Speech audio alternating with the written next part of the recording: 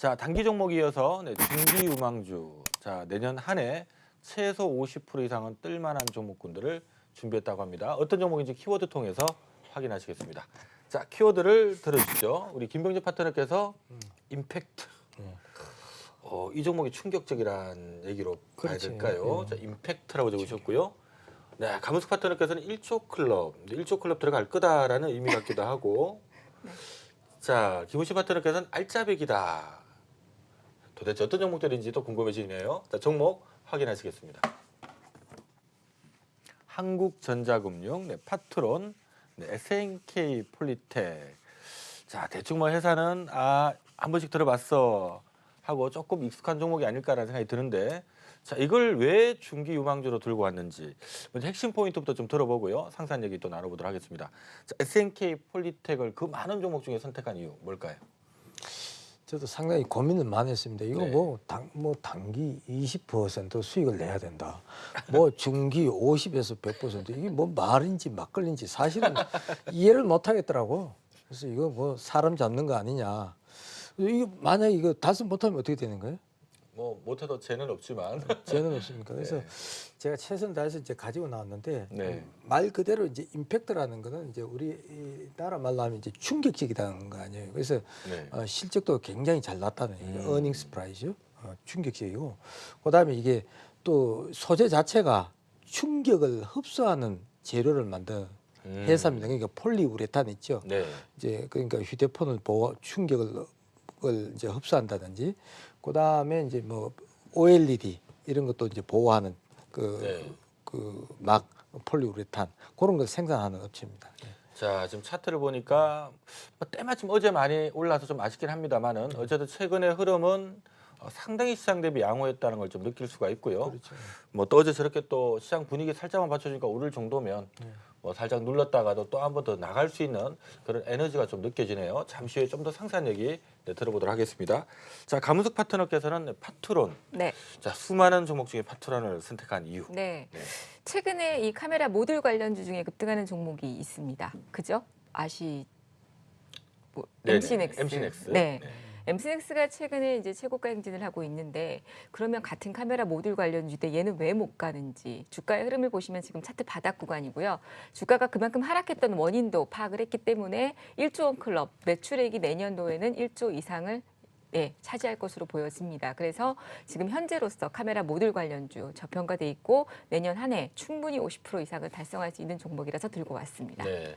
자, 최근에 코스닥 시장 분위기와 비교해서 보면은 힘이 있어 보이기 때문에 또 좋아 보이기도 하지만, 또 한편으로는 MC넥스 같은 카메라 모듈주들은 막 하늘을 뚫고 날아가는데 쟤는 지금 크게 못 가는 거 보니까 뭔가 좀 문제가 있는 것 같다라는 생각도 좀 들긴 들지만, 자, 상대적으로 오히려 이걸 보는 게 나을 것 같다라고 준비를 하신 것 같습니다. 어떤 이유인지 잠시 후에 좀 들어보도록 하죠.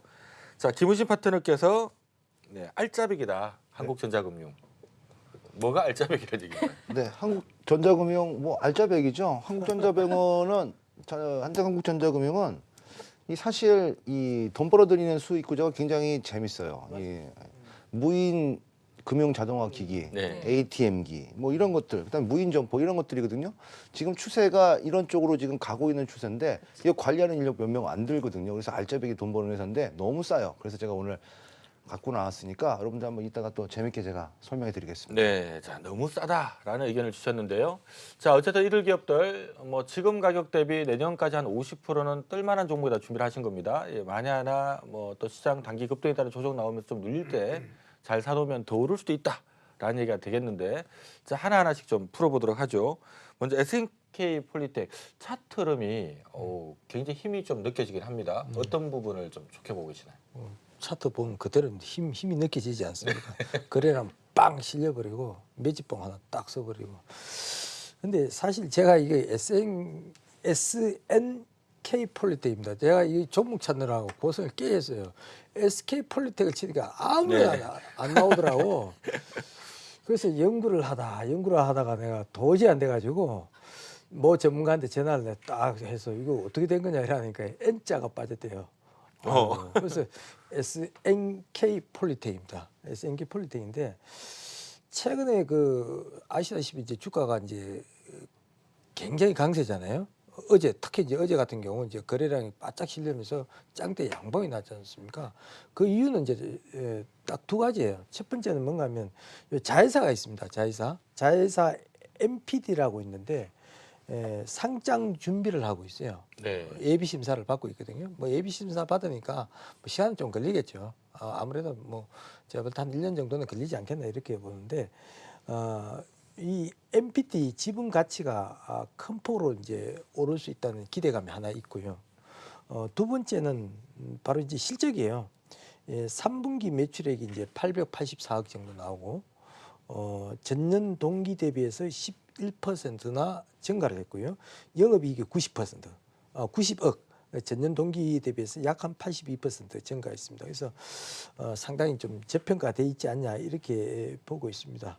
뭐 다른 뭐 특별한 이유는 없습니다. 이 두 가지가 이제 이유가 되겠고요. 네. 목표가는 14,000원 정도 보고 있습니다. 네, 자 SNK 폴리텍 뭐 지금 차트를 통해서도 좀 힘이 느껴지긴 합니다만은 자 어쨌든 조금 지금 보니까 올해 그 지금 3분기까지 순이익을 제가 말씀하신 동안에 보니까 벌써 3분기까지만 140억 정도 그렇죠. 이러면 거의 뭐 연간에 200억 정도도 나올 수 있다라는 얘기 같은데 지금 시가총액이 1,000억이네요.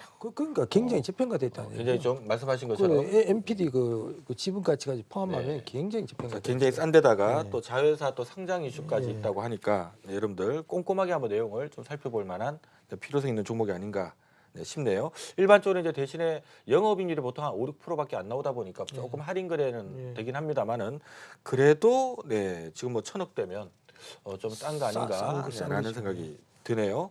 자, SNK 폴리텍 네, 들어봤고요. 자, 파트론. 네. 자, 파트론도 결국 뭐 싸다. 네. 그건가요? 네, 싸죠. 싸고 아까도 말씀하셨듯인 것처럼 카메라 모듈 관련 주들이 이제 지금 IT 중에서도 시장에 가장 핫하게 중심이 될 수 있는 그런 종목입니다. 자, 그러면 이 파트론이 MC넥스가 급등하는데 왜 이 종목은 못 갔느냐 원인 분석을 파악을 하고 그 원인이 해결이 되면 이제 우리가 투자를 해야 되겠죠. 7월, 8월은 사실은 하락 장세였습니다. 그리고 9월부터는 실적이 회복이 됐는데도 불구하고 추가적인 하락이 오히려 이어지는 그런 모습이었습니다. 올해의 영업이익 이라든지 이런 부분들이 1,000억 이상이 상회될 것으로 일단 예상이 되기 때문에 올해 실적에 대한 부분들 초반에 어떤 우려라든지 이런 부분들은 다 주가에 반영이 됐고요. 추가적인 실적도 1,000억 이상 나오면서 주가는 이제 우상향으로 방향이 틀 그런 상황들인데 지금 이제 현재 시총이 한 7,000억 정도 되고 있으니까 이것도 저평가된 부분들은 맞고요. 또한 이 주가 하락의 원인은 그거라고 보여집니다. 삼성전자의 단가 압력에 대한 우려가 있고 그런 어떤 부분들이 있지 않았나 싶습니다. 통상 우리가 신규 제품을 드리게 되면 처음에 이제 신규 제품을 드릴 때는 아무 얘기가 없다가 나중에 물량이 많아지거나 하게 되면 가축으로부터 당연히 이제 단가 압력이 들어오게 됩니다. 이제 이런 부분들 때문에 수개월 이후에 단가 인하로 인한 이익률 저하가 발생이 됐던 그런 모습들인데요. 사실 이 지난 3분기 이후에 삼성전자 실적 발표 이후에 컨퍼런스 콜에서 중저가폰에 대한 ODM 확대 전략 부분들을 발표하면서 이 중저가폰에 대한 ODM으로 인해서 파트론이 그거에 대한 어떤 피해를 입었던 부분들도 볼 수가 있습니다.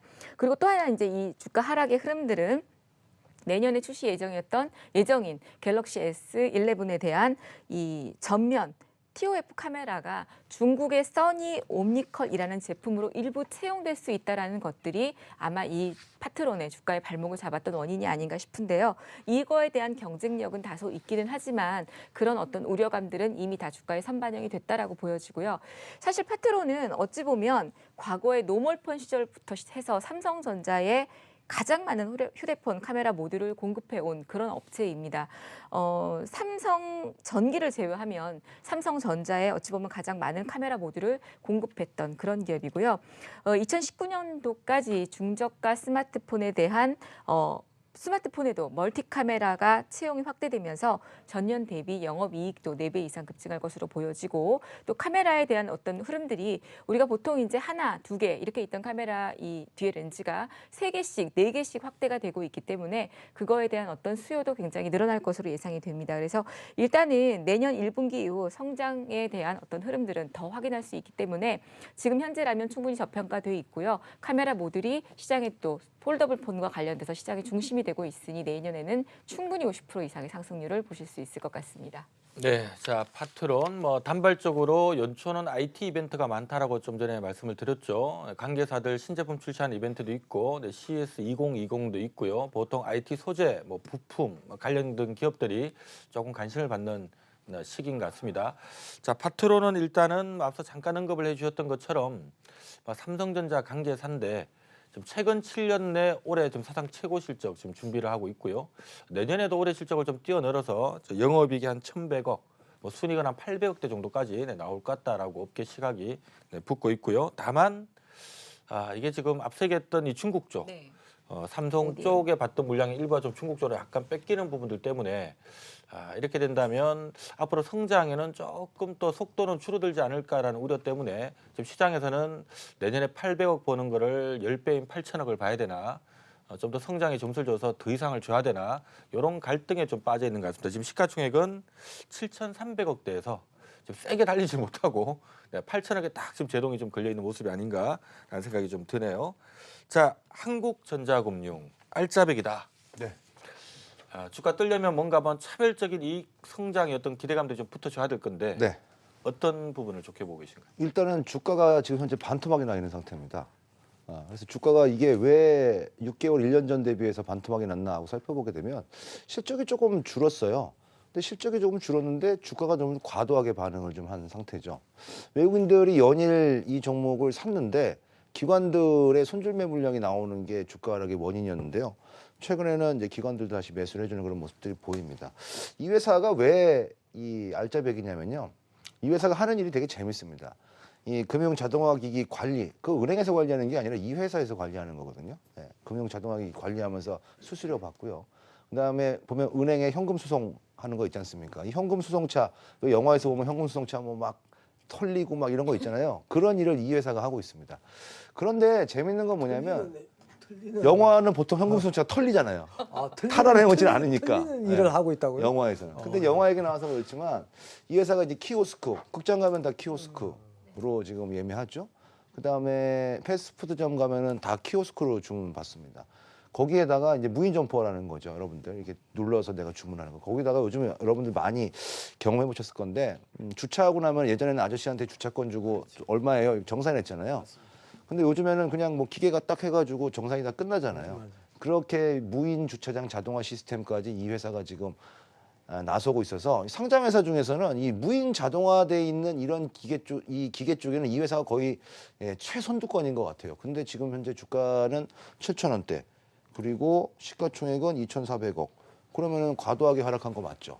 그래서 올라갈 가능성이 좀 매우 높다고 봐요. 그런데요. 주가 하락의 원인은 제가 볼 때는 네. 40대, 50대, 60대 분들이 그 무인 시스템에 대한 불편함. 네. 안 불편하세요?